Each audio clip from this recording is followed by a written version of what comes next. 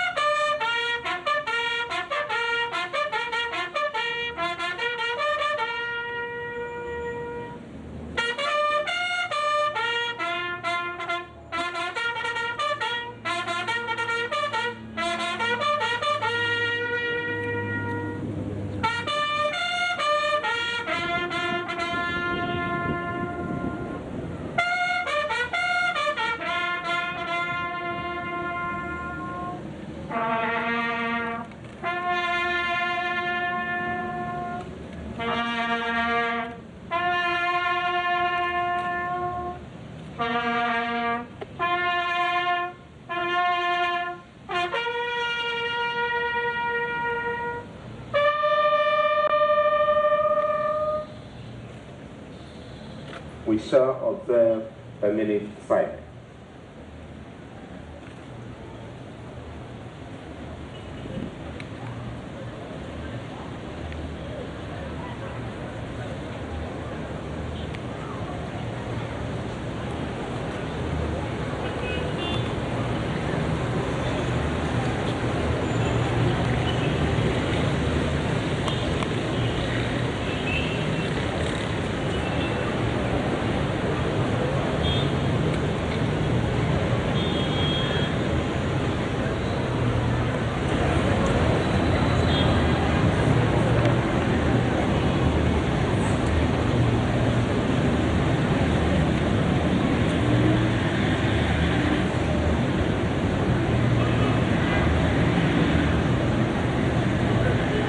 May their soul and the souls of all the faithful departed through the mercy of God rest in peace and rise in glory. Amen.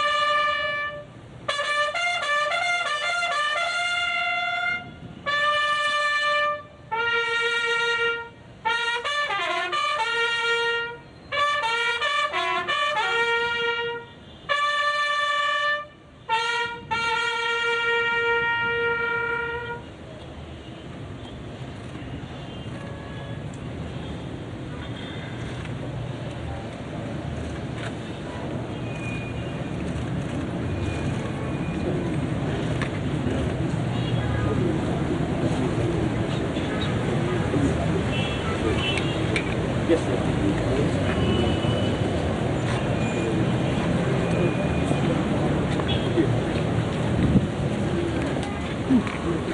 Can we move? Can we move?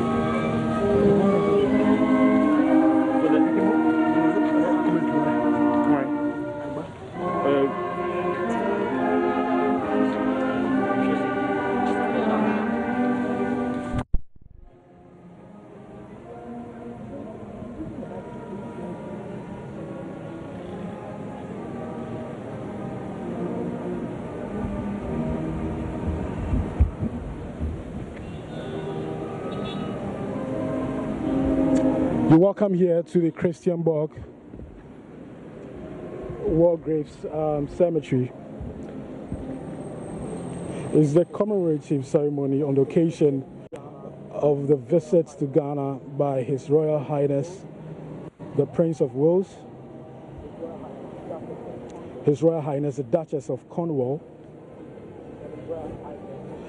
and His Royal Highness, the Earl of Wessex. The Earl of Wessex, Prince Edward, is the youngest of the 4 children of Queen Elizabeth II and the Duke of Edinburgh. Just to run you through what we've been doing here, we had a wreath laying ceremony. His Royal Highness, the Prince of Wales, laid a wreath to recognize the contributions of the many people who took part in the Second World War and the First World War. We have some of them who took part in the Second World War here on the ground. Going on now right now, interactions between the Chief of Defense Staff, President Akufo-Addo, His Royal Highness, the Prince of Wales, and the Duchess of Cornwall. Now they are going to proceed inside the cemetery, within the cemetery itself, and it's going to be a tour of the cemetery and flower laying by their Royal Highnesses, accompanied by His Excellency the President, the First Lady, the Honorable Minister of Defense, the Chief of Defense Staff, the Chairman of the Veterans Association of Ghana, Veterans Administration of Ghana, I should say, the British High Commissioner, Ian Walker, and the UK Defense Advisor. That would be followed by the signing of the Book of Remembrance, would follow shortly after the tour of the cemetery. They would also be interacting with gardeners, members of the Veterans Administration of Ghana, the cadets here, and the National Cadets Corps.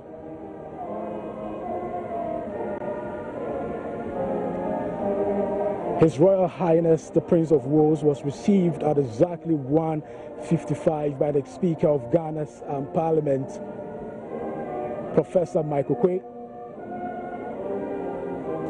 The Defense Minister was also there.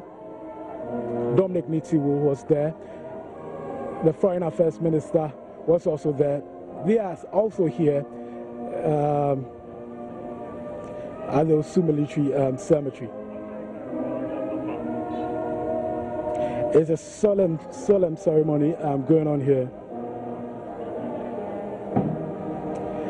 The Commonwealth Graves Commission is actually responsible for maintaining commemorations to World War people who took part in the World War. There are a total of 1,831 Commonwealth casualties of the First and Second World Wars commemorated in Ghana. Many are those who served with the Gold Coast Regiment or with the Commonwealth Air Forces engaged in operations in Africa.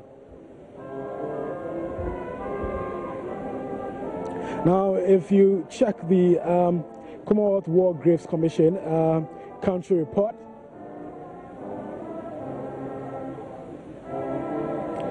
it talks about the Kumasi Memorial, also located in the middle of Stewart Road near the Military Museum and Post Office.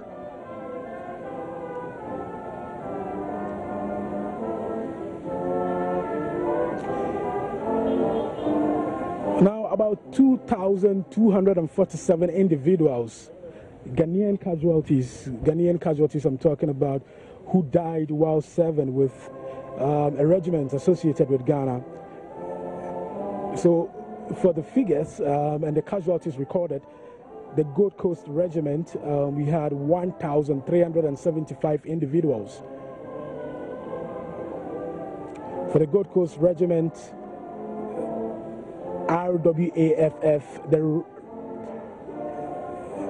we had 1,375, and for the Gold Coast Regiment, WAFF, we had 868 individuals. I'm talking about casualties.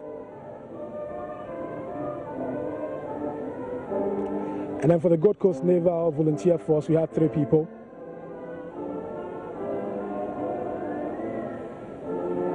And for the Gold Coast Royal Naval Volunteer Reserve, we have 1 person. But we are privileged to have with us here someone who took part in the Second World War. Yeah. Private Ashite Hammond. Yeah. He took part in the Second World War. I'm sure it's a nostalgic moment for him at this point. You had opportunity to exchange pleasantries with the Prince of Wales. Yes. You took part in the Second World War. Yeah, exactly. Tell me, what is the feeling like at this point?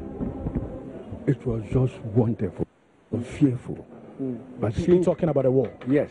During the Second World War? Exactly. But since we went there for a purpose, we have to do our duties as soldiers. So we fought the Japanese. We fought them. And we defeated them. You are 93 now. 93. 93 is still strong. I thank God. Yeah, tell me, what is that one thing that you can never forget about, your battle in the Second World War? I mean, your participation in the Second World War. What's that one thing that you cannot forget? I will never forget the day that we were crossing the Mabu, the river, when 6 of our men were drawn. When the rubber dinghy capsized, and it washed away our 6 soldiers, all of them. We saw them going. They drowned? They drowned because the rubber dinghy capsized. So it washed all of them away. We saw them going. There was nothing we could do because it was war. It was very pathetic, but what could we do? That was the moment I felt that it was very pathetic, honestly. Now, you joined the military at a very, young age, as a young man. Tell me, what's the experience like? And I've heard stories about how sometimes your parents back home would want to hear from you. If whoever has not experienced war before, it is not a child's play. Everybody must give respect to whoever has seen war before, he has been to war. Because you lay down your life to fight for your country, and you must do it. If you hesitate, the enemy will kill you. There's no respect for enemy. And a bullet has no respect for H2. If you are young at all, it will kill you. So you are always, your mental alertness must be very sharp. Otherwise you die. So we are always alert. We fought the Japanese. Our determination is to defeat them. And we defeated them. And our commander-in-chief, Southeast Asia Command, General Slim, congratulated all of us. I'm sure you've seen them all. I mean, we're talking about warships, talking about the warplanes. You've seen them all. Oh, I've seen all. We traveled with 21 ships from Sierra Leone to Gibraltar. And then later on, only us, HMS Sakasha, we entered into that. We carried 2,500 troops on board. And then at Bombay, we all had to calm down. We travel to our station the whole day. So would leave you because I think there's a short interaction that's going to happen right now with His Royal Highness. So I'll leave you to go the private. But I just heard from Private Ashite Hammond. He took part in the Second World War. At age 93, he's still strong, and he has a lot of stories, to share from his participation in the Second, World War. He's a member of the Veterans Administration of Ghana, one of the celebrated, veterans, here. We have another man also. You also took part in the Second World War? Pardon? I cannot hear. Okay. So we'll try and get some more people interact with some of the veterans that we have here. At the Christiansburg War Grave Cemetery is a commemorative ceremony on the occasion of the visit to Ghana by His Royal Highness the Prince of Wales, His Royal Highness the Duchess of Cornwall. So in your shot right now is His Royal Highness the Prince of Wales. Standing very close to him is the Duchess of Cornwall. Behind her is the British High Commissioner to Ghana, Ian Walker. Standing behind His Royal Highness the Prince of Wales is President Akufo-Addo. They are exchanging pleasantries with the gardeners here, members of the Veterans Association of Ghana. Quite a significant and a very memorable occasion for them. The last time His Royal Highness the Prince of Wales visited Ghana was in the year 1977. About 40 years ago, that was the last time he visited Ghana. And in that video prior to his visit, that video on the websites of the royal family, he spoke fondly about how he wants to listen to Afrobeats. Yes, His Royal Highness the Prince of Wales also listens to Afrobeats. And he wants to listen to some high life, Ghanaian high life I'm talking about. Right about now, he's talking to some members of the Veterans Administration of Ghana. It's a solemn ceremony here at the Christiansburg War Graves Cemetery.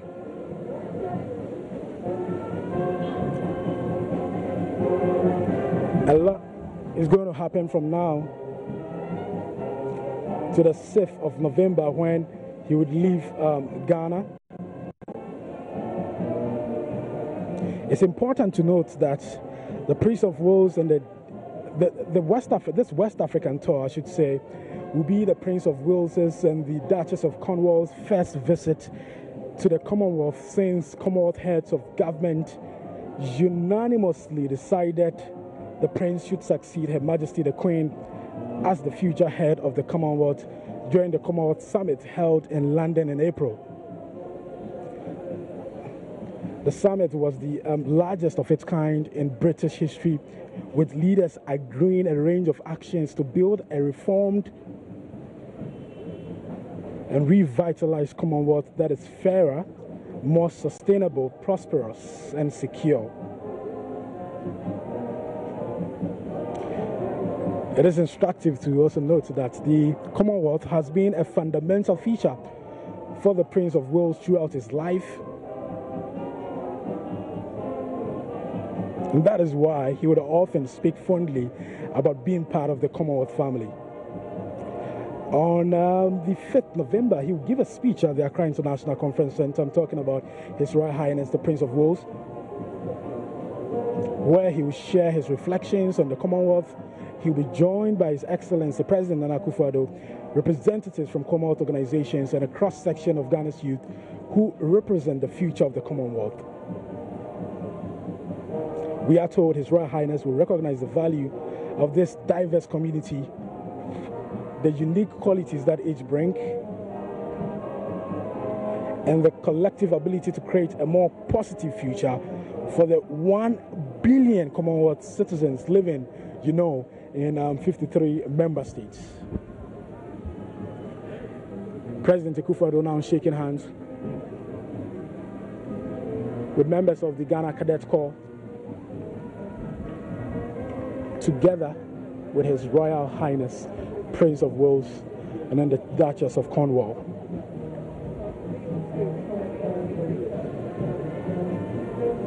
For a lot of the veterans that I've been speaking to here, they see this as a recognition of their efforts. They see this as a recognition of the pain and the suffering that they went through during that battle in the Second World War.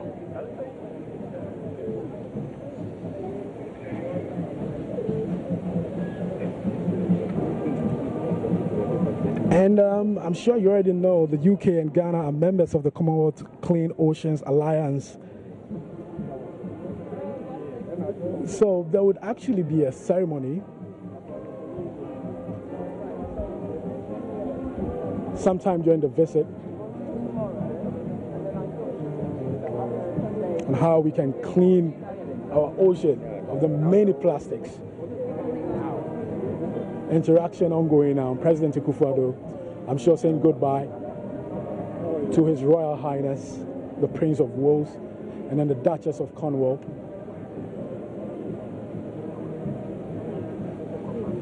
They would sit in their car and move away from this place.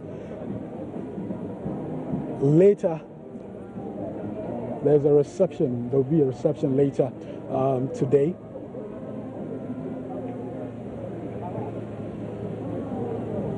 President Akufo-Addo would also be leaving the Christianborg Walgrave Cemetery shortly. It's a beautiful ceremony going on here, one that recognizes the partnership and the friendship that has existed between the two countries. Of course, members of the Commonwealth of Nations, driving through Accra today, heading to the Kotoka International Airport.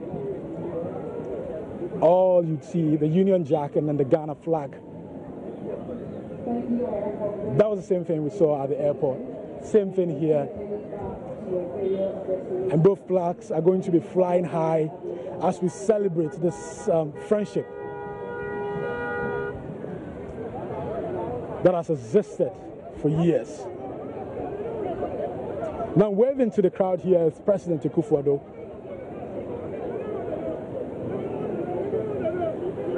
Behind him is the UK Defence Advisor, the Chief of Defence Staff.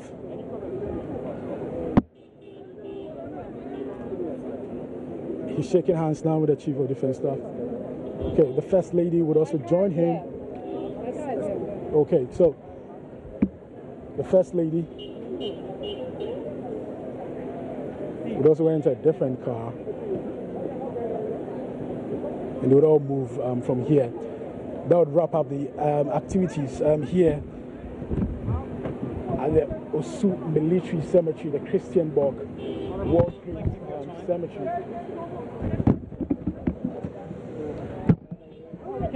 Let's speak to the UK Defence Advisor. Yes, you're welcome to JoyNews. Thank you very much. Yes. Tell us about the ceremony here today, the laying of wreath. I'm sure, obviously, to recognize the efforts of Ghanaians who fought in the First and the Second World War. Absolutely, and I think the ceremony today was to recognize all sacrifices by those personnel who have served for the United Kingdom, for Ghana, and within the wider Commonwealth. Given that the Commonwealth War Cemetery here in Accra actually represents, from West Africa, Ghana, Sierra Leone and Nigeria, as well as the wider Commonwealth. We have 357 Ghanaians, for example, buried here, alongside 49 British. We have 9 Canadians, Australian servicemen, and it's representative of that wider Commonwealth effort that we saw brought to bear in the First and Second World Wars. So how significant is this visit? For the ordinary person, they would just see this as a mere, laying, ceremony. How should they see this? How significant is this visit by His Royal Highness the Prince of Wales and then the Duchess of Cornwall, and then we had the Earl of Wessex also here? Indeed, and I think it's worth reflecting on two aspects of this. I mean, one, I think their Royal Highness's visit to Ghana is hugely important, hugely symbolic, and I spoke the other day in saying that I felt it was a visit that reflected on the past but didn't dwell in the past, and actually is reflective of a foundation that we're both setting as countries in looking at the future. And this ceremony is a mark of the respect for our shared history, a commemoration of the sacrifices that have been made in our shared history. But it's important, I think, also to note that the Royal Highnesses have only just arrived in Ghana. They have met with His Excellency, the President, at Jubilee House, and then the first act of their visit is to come and pay their respects to particularly Ghana's fallen that are buried here in this cemetery. Okay, so you just heard from the UK Defence Advisor, Simon Westlake. Thank you so much for talking to us. Let's see if we can get an interview with Ghana's High Commissioner to the UK. Important, movement. Papa Osuankuma, you're welcome to JoyNews. Thank you, thank you. Thank How significant is the visit by Prince Charles and then, the Duchess of Cornwall? It just tells us that Ghana's relationship with the United Kingdom has gone up another notch. The visit of the His Royal Highness should not be seen in isolation. You see, the Earl of Wessex is also here for the Duke of Edinburgh's award scheme. The two of them coincide, and that is the first they've held outside the UK. This is the first in Africa. So it tells you the level to which the UK recognizes its relationship with Ghana. And just about 2 or 3 weeks ago, a first business council chaired by the Vice President with 2 ministers of the UK being members was also inaugurated here. So it tells you that the relationship between the UK and Ghana is gradually going up. So we need to sustain it. But the most important relation is the relations between the people. We have so many British citizens of Ghanaian descent or origin. And it's only Ghana that has 2 law lords in the House of Lords. I mean, we don't have it. We don't have any other African country. So it just tells you that our bonds, as far as our people are concerned, is very close. And now we are elevating it also through business and at the governmental level. For some Ghanaians, this would more or less be like a relationship between those in the highest of power. That's what about the ordinary? Yes, that's what I'm saying. That is the people-to-people relationship that we now need to build. All right, for those British citizens of Ghanaian descent to identify more with Ghana, and that is what we are trying to do now. That's why the President has an Office of Diaspora Relations, right? And we have, even in the Ministry of Foreign Affairs and at all missions, we have officers in charge of diaspora. And that is the people-to-people relation. That is really what makes a country's bond with another country quite significant. And I'm hopeful that going forward, we're going to deepen that. Okay. Thank you very much for talking to us. So you just heard from Ghana's High Commissioner to the UK, Papa Osuankuma. He's also going to live here. Later there will be a reception. So if you just joined us, this is where the whole ceremony happened. It was a writ laying ceremony in recognition of the many Ghanaians who took part, who fought in the First World War and then the Second World War. We had the Duchess of Cornwall, we have His Royal Highness the Prince of Wales, all laying writ to recognize the efforts that these Ghanaians actually played. We also had the Earl of Wessex, who is actually the youngest child, the youngest among the 4 children of Queen Elizabeth II and then the Duke of Edinburgh. The ceremony here has ended, but remember that JoyNews will bring you a comprehensive coverage of this visit. We're going to continue with the reception later this evening. Over to you in the studio.